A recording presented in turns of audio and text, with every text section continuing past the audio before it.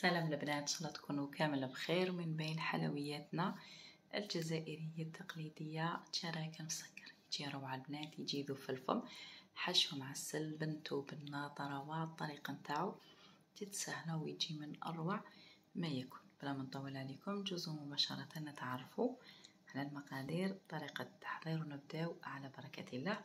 بسم الله.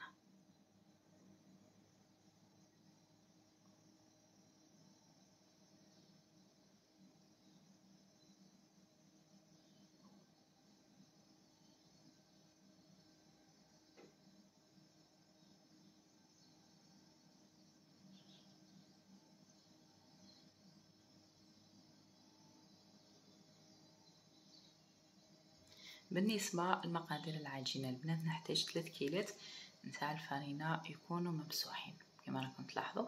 انا بالنسبه للكميه ولا الفرينه اللي ديتها لي درت كيلو تاع فرينه، يعني في هذا البول قاس لي 3 كيلات فرينه يكونوا ممسوحين.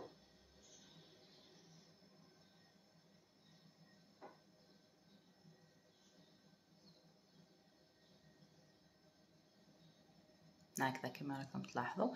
نضيف عليهم ملعقه تاع سكر. هنا بالنسبه كيلو فرينه درت ملعقه كبيره تاع سكر ناعم كما راكم تلاحظوا.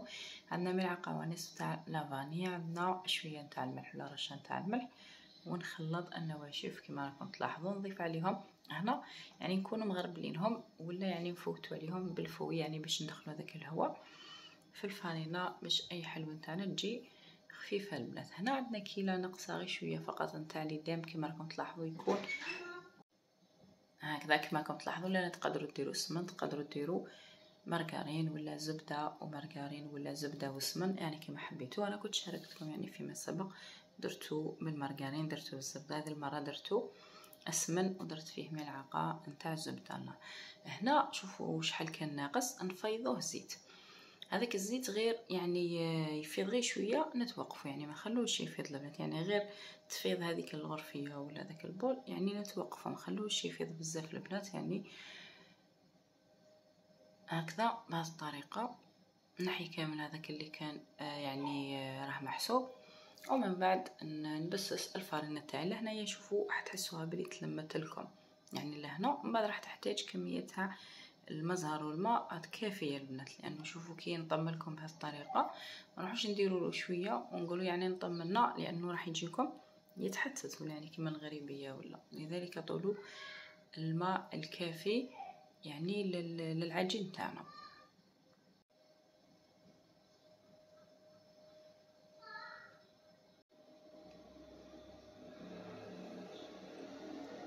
هكذا بهذه الطريقه. من بعد نجيب كيله لهنا، نفس الكيلين اللي عبرنا فيها السمن والفرينه، نديروها ماء ومزهر. لهنا انا درت المزهر ودرت مزهر يعني مقطر، وكملتها ما كما راكم تلاحظوا. هنا كيله ناقصه اندوا كما راكم تشوفوا، نديرها كامله البنات، يعني ولا خصني راح نزيد هذيك الكيله كامله. هنا يعني تعود للنوعيه نتاع الفرينه نتاعكم، فقط نوري لكم يعني كيفاش تعرفوا. ولا هنا ما تخافوش من الماء، يعني راح يشرب. شوفوا الحاجه اللي تكون فيها ندم راح تشرب الماء. هنا باش نعرفوا العجين تاعنا الا ناقصو الماء ولا لا. دوك في الاخر شوفوا اللون تاع العجينه كيفاش راح يكون، ومام هذيك النقاط اللي تتشكل لنا من الماء يعني ولا تستوي العجينه تاعنا، يعني شكلها على شكل حربوش. يعني الا تشقق لكم هذاك الحربوش يعني ولا يعني كشغل يتورى، يعني الماء راه خاصو، فهمتوا؟ دوك تشوفوا كيفاش وهنا غير باطراف الاصابع يعني ندخل هذاك الماء البنات هكذا وما نخافوش. شوفوا يعني العجين كي تخافوه يعني حاجه ما راح تستقنا، يعني ما تخافوش الماء لهنا. وذوك العجين تلاحظوه بلي يعني يبدا لكم شغل يجاري شويه، ومن بعد يعني راح يشرب طبيعته، لانه قلت لكم راه فيه كميه معتبره مسمى. تشوفوا لهنايا نتيستيو العجين تاعنا بهذه الطريقه،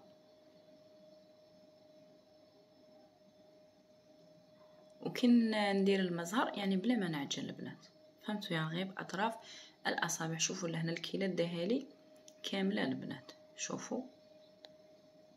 وذوك تشوفوا لهنا يعني حطيته لهنا باش يعني اللي من تحت هذوك النقط يعني وين دالي كميه كبيره من الماء نعاود نجانسو فيما بعضه البنات. ويعني في العجين راح تتحصلوا على نقاط شويه هكا يبانوا لكم بيوض البنات، يعني تعرفوا بلي العجين تاعنا ما راش خاصو الماء. وكذلك قلت لكم كي تشكلوا كره ونضغطوا عليه يعني ما تشققش، ولا كي نشكلوا حربوش يعني ما يتورقش للداخل، ولا يعني تحسوه بلي شغل ينفتح لكم. ونحطوها في كيس بلاستيكي ونخلوها ترتاح. هنا بالنسبه للحشو البنات عندي 3 كيلات نتاع اللوز. اللوز كنت حمصته على بياض يعني لمده 5 دقائق فقط، قسمه تروح لنا لاميديتي هذا مكان.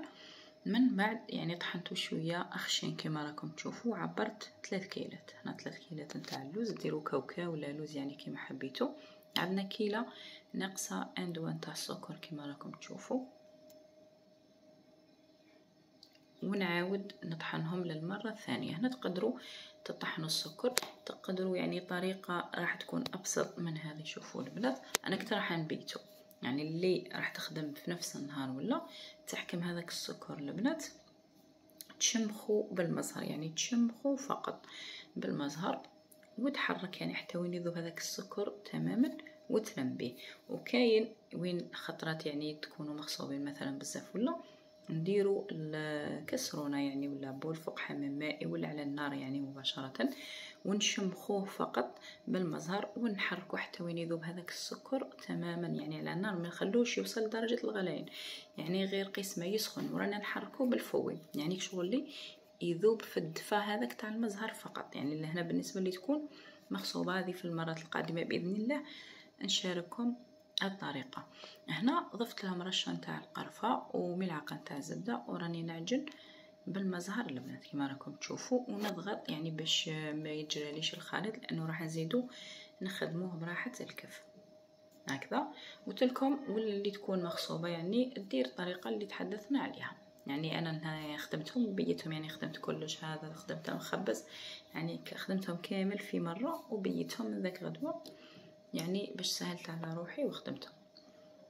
يعني كنت نشكل فقط. هنا نجيبوا اللوز تاعنا هذاك ونبدا نحك فيه على مكان العمل بهذه الطريقه حتى وين يذوب لي هذاك السكر 90% عفوا 80% ولا 70%. وتحسوا اللوز تاعكم يعني ولا لكم شغل كتله واحده، تحسوا باللي بدا يتعلق يعني شاد في روحه. وشوفوا الشكل نتاعها وليكم يعني تحسوه باللي يتلاصق وفي نفس الوقت يتعلق البنات، يعني كي تجبدوها كتحسوا باللي الاستيك شويه، فهمتوا. ونديروه في كيس بلاستيكي وخليتهم يعني باتوا ليله كامله في الثلاجه كما راكم تلاحظوا. ومن بعد اوزنتهم لهنا. يعني ذي المره درت الحشو يعني شويه صغير، يعني درت الحشو 16 غرام يعني موالف اللي درته معكم في المرات السابقه.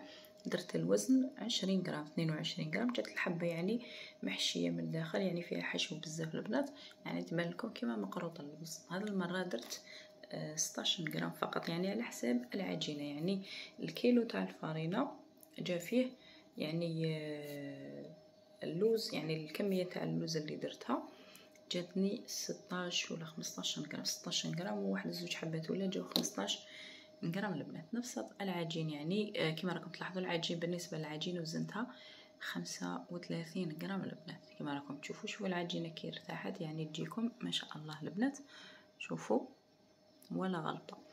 هنا وزنتهم قلت لكم 35 والحشو 16 يعني الحبات جاو رقاق شويه.